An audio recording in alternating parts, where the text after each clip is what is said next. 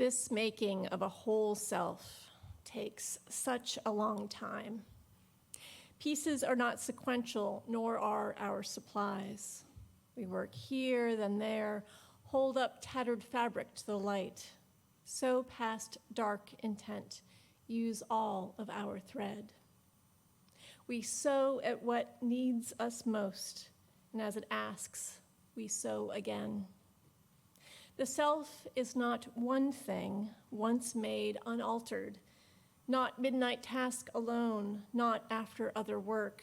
It's everything we come upon, make ours, all this fitting of once was and has become. We gather this day in grief and gratitude, remembering one among us whose life has come to completion. We gather to honor and celebrate the life of Denise Faye Konicek. We gather as friends, as family, as those connected over time and distance, and those new to her circle of care. We gather in a mosaic of remembrance, reflecting the beauty of the one who has brought us together. Spirit of life and of love, be with us in this hour, be with us in this place, as we remember and celebrate the life of Denise Konicek. Good afternoon. I am the Reverend Heather Janulis, and it's my joy to serve as the parish minister here at the Winchester Unitarian Society. I welcome all of you to this service in celebration of Denise's life. Some of us are attending here in our beautiful sanctuary, and some are attending virtually via our live stream. To our live streaming friends, please visit our website, winchesteruu.org, to find the order of service. It will be on the front page in the upper right-hand corner. Live streaming friends, please also take a moment to sign the virtual guest book by sending an email to guestbook@winchesteruu.org with your names, where you are viewing from, and any short message you would like to share. For those who are on site or live streaming locally, please join us for a reception after the service in the Sims Room located at the back of the sanctuary. Anyone who knows Denise knows of her love of music, and Bach was one of her favorite composers. She sang many of his cantatas, both as a soloist and a chorister. The music today reflects this love of hers. In respect for our time together, I ask that we now turn off all cell phones and electronic devices.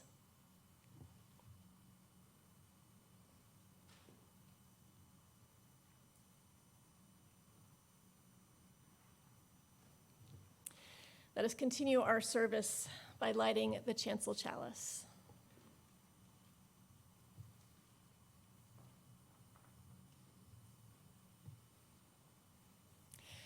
As we kindle this flame, we honor and remember those who have passed into the mystery. Their brightness lives on in our vision, their courage lives on in our commitments, and their love continues to bless the world through us. Please rise in body, rise in spirit to join in singing hymn number 38 in the great hymnal, Morning Has Broken.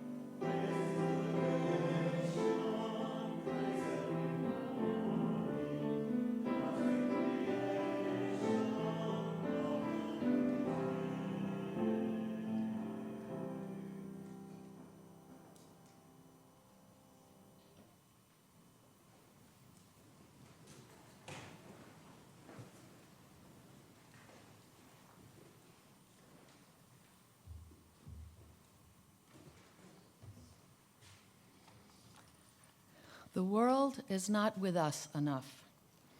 Oh, taste and see, the subway Bible poster said, meaning the Lord, meaning, if anything, all that lives of the imagination's tongue, grief, mercy, language, tangerine, weather, to breathe them, bite, savor, chew, swallow, transform into our flesh, our deaths crossing the street, plum, quince, living in the orchard and being hungry and plucking the fruit.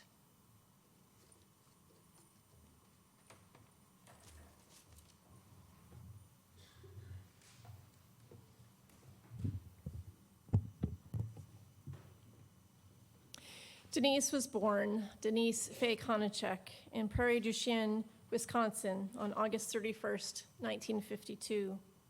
She was the oldest of 10 children born to Trudy Sadelmeyer, a nurse and teacher, and Robert Konicek, who worked as a physician. With so many younger siblings and Trudy experiencing many bouts of illness, Denise learned to become a caregiver at an early age. The family moved to Tomah, Wisconsin, when she was an infant. When Denise was in her late high school years in 1968, the family relocated again from Wisconsin to Rochester, Minnesota. Despite the disruption, she was an engaged student, participating in the music program, theater, and the debate club. Denise also spent her time playing softball and riding, training, and showing horses. While music was Denise's true passion, her family strongly urged her to pursue a different career path. She went to Rochester Community College to get an associate's degree and then transferred to the University of Minnesota to get a Bachelor of Science of Nursing. With the transfer to the University of Minnesota, Denise gained some distance from home, and with that, the space to begin following her dreams. She therefore began to pursue a second Bachelor of Arts in music. Denise began her career as a post-surgical staff nurse at the University of Minnesota Hospital. Seeking a change of pace, she transferred to a clinical nurse position at the school's Boynton Student Health Service. In time, shortly after marrying Rich in 1982, Denise pursued a master's in public policy degree, which brought her into managerial and consulting roles at a community clinic, Boynton, a major HMO, and Honeywell Incorporated. Denise and Rich have a unique story behind how they met. Rich recalls, "It was an analog world back then, long before the internet, smartphones, word processors, or dating apps. Denise took out a personal ad in the Twin Cities Reader, the Minneapolis equivalent of the Boston Phoenix. I saw her ad and mailed a handwritten letter to her P.O. box at the paper. Denise was seeking a long-term relationship, or looking to explore the territory beyond infatuation, as she put it. The other thing that caught my eye was her interest in armchair philosophy. Little did she know what she was getting into by using that phrase. I found out later that Denise had received over 60 responses and laboriously eliminated all but 3. By the time Denise contacted me, I had given up hearing from her. She later told me that I survived elimination because my letter was coherent, grammatically correct, and I did not seek an open relationship. The clincher was that I had written how important my close friends were to me, a value shared by Denise. Work brought Rich and Denise to the Boston area in 1986, where they settled into a comfortable life, settling first in Medford and then later in Winchester. Denise continued her employment in healthcare, serving as a senior analyst at the Health Policy Institute at Boston University, helping to improve medical quality and cost control. She then worked at Greater Lynn Senior Services as a planner, program developer, and fundraiser for 13 years. These positions, deliberately stepping away from the intensity of a corporate career path, gave Denise the time and flexibility to commit to refining her musical skill. She received coaching from faculty at Boston University to refine her vocal and performance technique. Denise also won a fellowship at the prestigious Stony Brook Bach Aria Fellowship and took master classes. In essence, Denise maintained her day jobs, so she had the ability to apply herself to what was her true calling, music. She was a classical singer, utilizing her growing vocal skills as a coloratura soprano by first performing in the choir for Boston Baroque and in the choirs as a soloist at Church of the Advent and later at King's Chapel in Boston. Denise was also a soloist for numerous community choruses and orchestras and recorded an album of Dvorak and Shostakovich duets. More recently, Denise also sang in the choir here at the Winchester Unitarian Society. Outside of work, Rich and Denise shared their home with many generations of dogs. Denise had a lifelong affinity for animals and supported local and out-of-state shelters. Many might know Rich and Denise through their walks through the neighborhood and in local parks. Denise was a longtime supporter of domestic violence shelters, especially Renewal House in Boston. Through their years in Winchester, Denise and Rich made many friends. After more than 13 years at Greater Lynn Senior Services, Denise was ready for a career change and decided to do something with her hands. She had learned tiling from her father. Once she decided to become a tiler, she again built her expertise from the ground up, first hiring out to Home Depot and studying Tile Council curriculum to learn the trade. Because of Denise's strong people skills and competence in tiling, Home Depot assigned her to follow up with disgruntled customers after other contractors made mistakes to repair their work and to mollify them. She gained enough experience and confidence to build up her own business, doing repairs of shoddy jobs and completely new installations. As Rich recalls, she loved working with customers, explaining what she was doing and why, finishing jobs that held up over time and leaving them very happy. Denise's tiling also included an intricate mosaic work, bringing her skill with color and patterns into this medium. I've seen the custom backsplash she designed for her own kitchen remodel, and I can attest that her mosaics are incredible works of art. Music and tiling were not Denise's only areas of artistic achievement, nor the only ways that Denise reinvented herself. In time, she invested her whole heart into quilting. Rich recalls that Denise built on her innate pictorial and sewing skills through extensive self-education and hard work. She took regular quilting classes, attended other short courses, pored over hundreds of books and websites on quilting techniques, and a compendia of art quilts by artists and themes. She experimented with and mastered the necessary techniques and bootstrapped her way into becoming a recognized art quilter, getting into juried exhibits, teaching her own classes, and giving lectures to local quilt guilds. And I hope during the reception you will take some time to see some of her beautiful works in the Sims room. On her website, I found the following, an excerpt from her artist statement, which seems to sum up so much. She writes, "I have a burning desire to create things. Quilt making can accommodate whatever level of drafting, mathematics, and spatial problem solving I care to pursue, and I like to pose challenges to myself." She continues, "I have finally given myself permission to follow my muse. Making quilts is so joyful for me that I rarely lose patience with a project, even when I'm stuck. I easily lose track of time when I'm in my studio. If these are the signs of right livelihood, as suggested by Marcia Minotaur, then I was born to make fabric art. I look at the masterpieces created by others, and rather than being discouraged, I am inspired." I will add that I appreciate Denise for her honesty. While we're here to celebrate her life and not dwell on her illness and death, I witnessed the grace with which Denise accepted the physical challenges presented by her cancer and what her illness meant for her longevity. Denise sought to enjoy and participate in life as long as she could, as best as she could, while also facing the medical reality of her situation. Of this chapter, Rich adds, Denise showed not only grace, but her customary courage, resourcefulness, and resilience.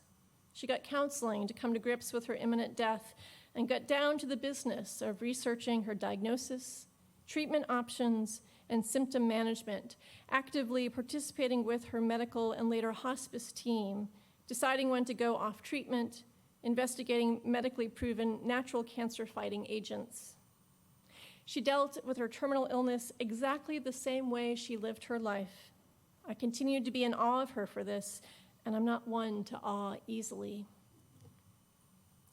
Denise Faye Konicek's struggle with cancer ended on April 17th while in the compassionate care of hospice. And so we've gathered here to remember her and to celebrate her life. Remember Denise for her personality. Rich, perhaps the one who knows her best, affirms that she was a warm, generous, and vivacious person who made and kept friends easily. I appreciated Denise for her humor and her candor. By the presence of so many friends here today, we witnessed the life-giving connections she made with so many. We remember Denise for her profound artistic talents. Her relationship with her muse was intense, yielding excellence in the musical and visual arts.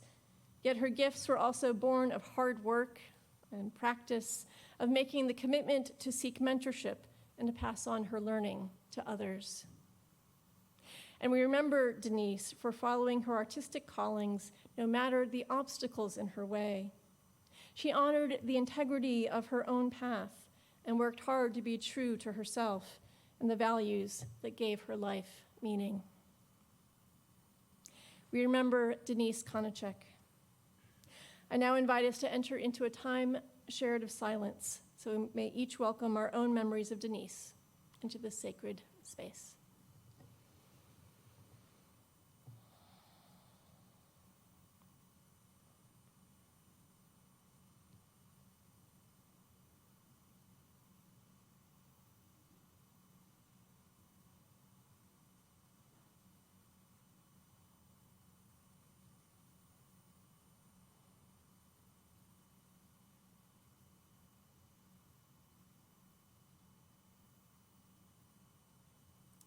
Amen.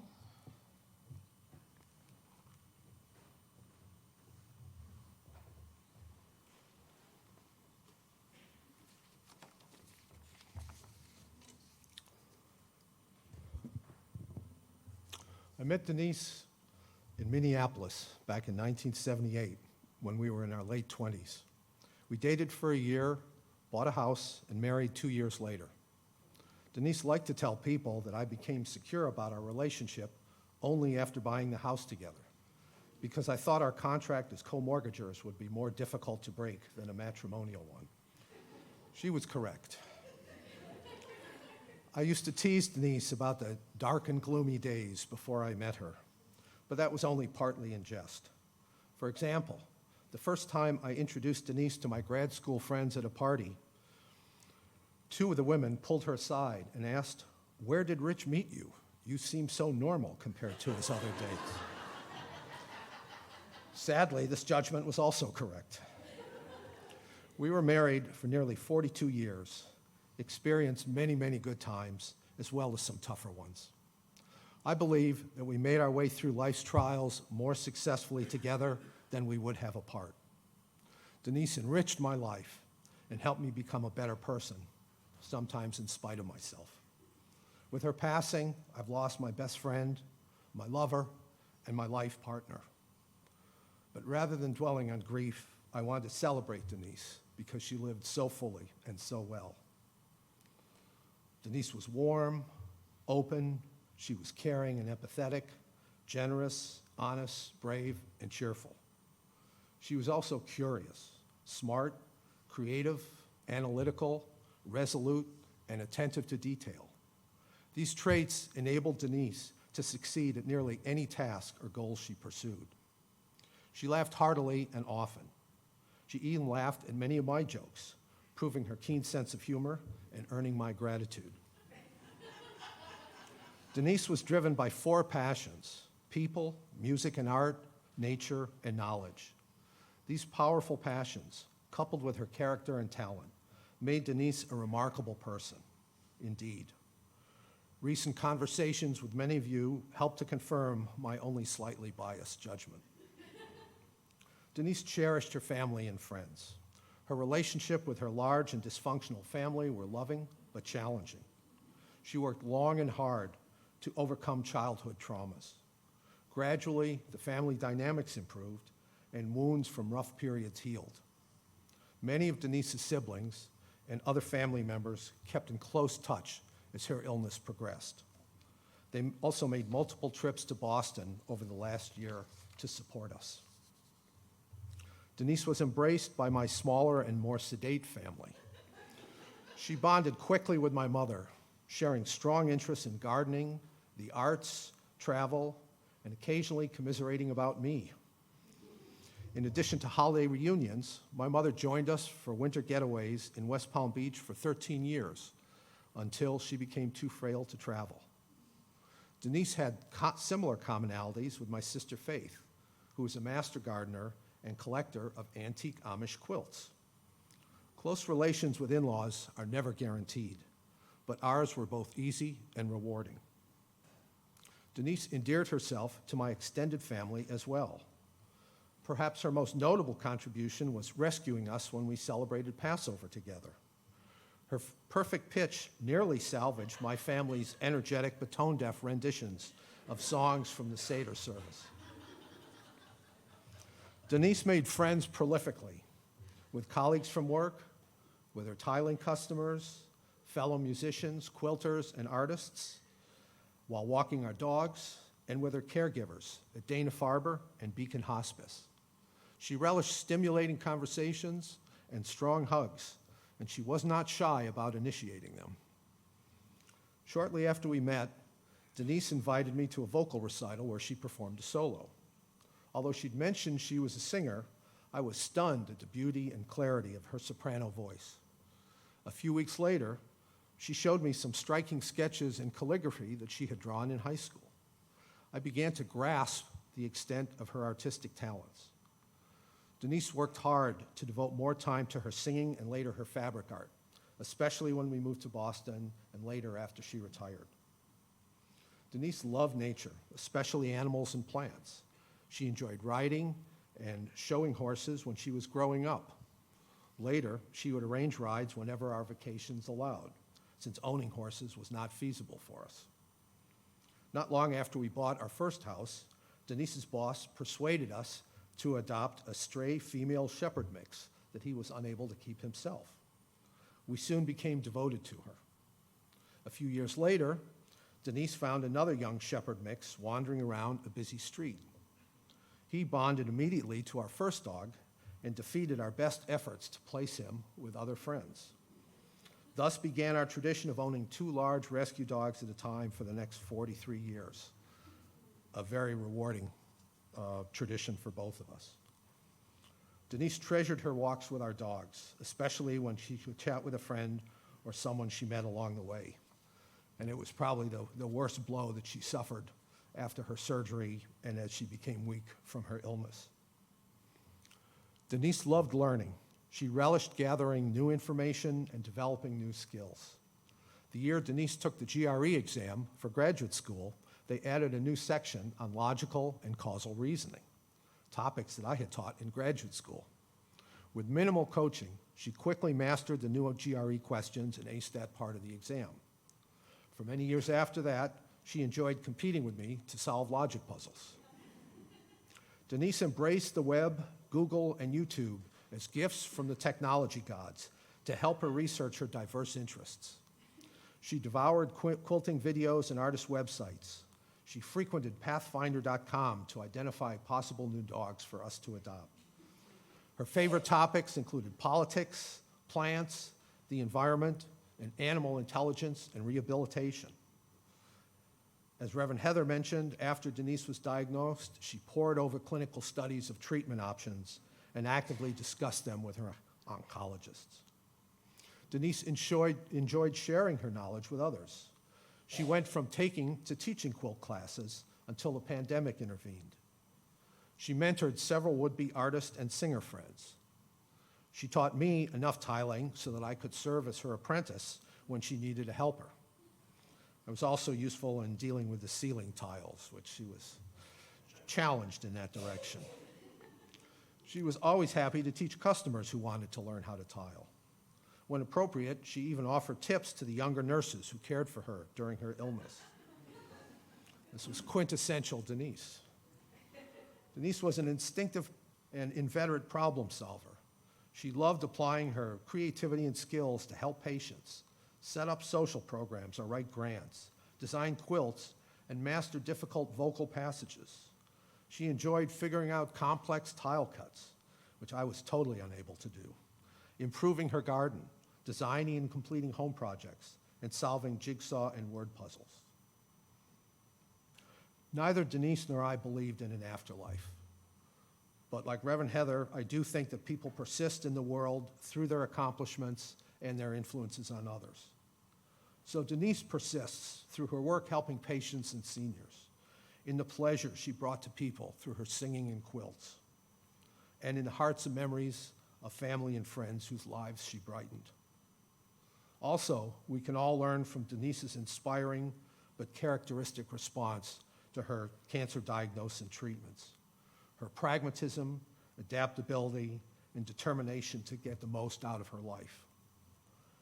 I love Denise very much, and I will miss her deeply, but I'm comforted by her success in living life the way she wanted, and very grateful for the wonderful years I spent with her.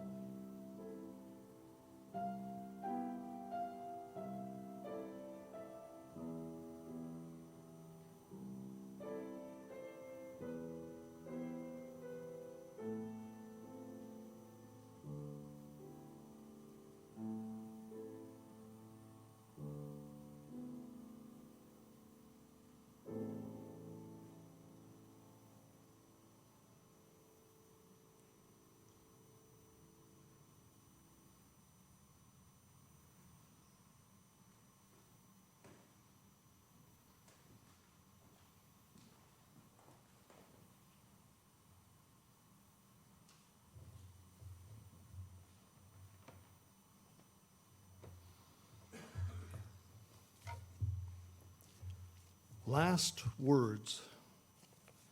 Last words would have been, in some cases, from Denise, but today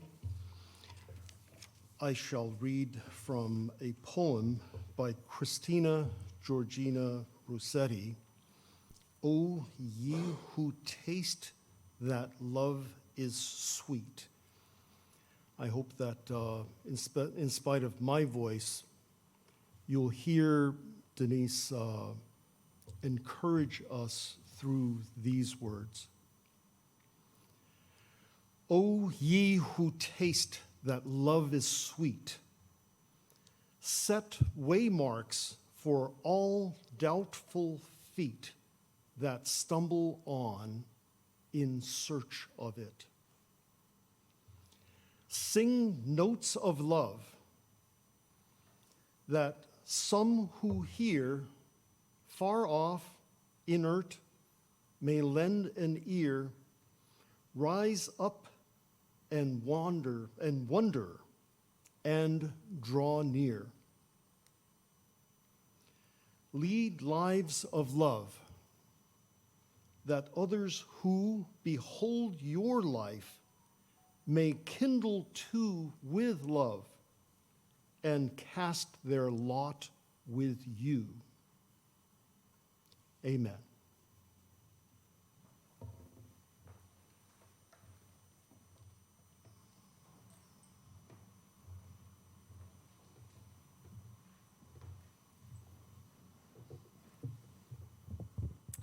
Please join me in the spirit of prayer.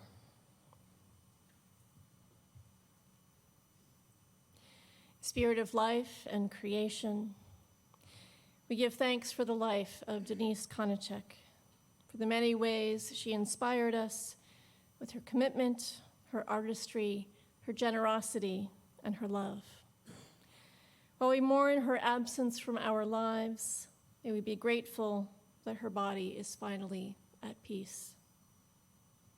Heeding her call to savor the lives we have been given, may we go forward, strengthened by shared memories, ever mindful that within this circle, there are others to companion us in our grief. May we continue the work of caring for the vulnerable in her name, with gratitude for her example and her loving presence. Amen. We close with these words by Tagore. Peace, my heart, let the time for the parting be sweet. Let it not be a death, but completeness. Let love melt into memory and pain into songs. Let the flight through the sky end with the folding of wings over the nest. Let the last touch of your hands be gentle like the flower of the night. Stand still, O beautiful end, for a moment, and say your last words in silence. I bow to you and hold up my lamp to light you on your way. Go in peace. Amen.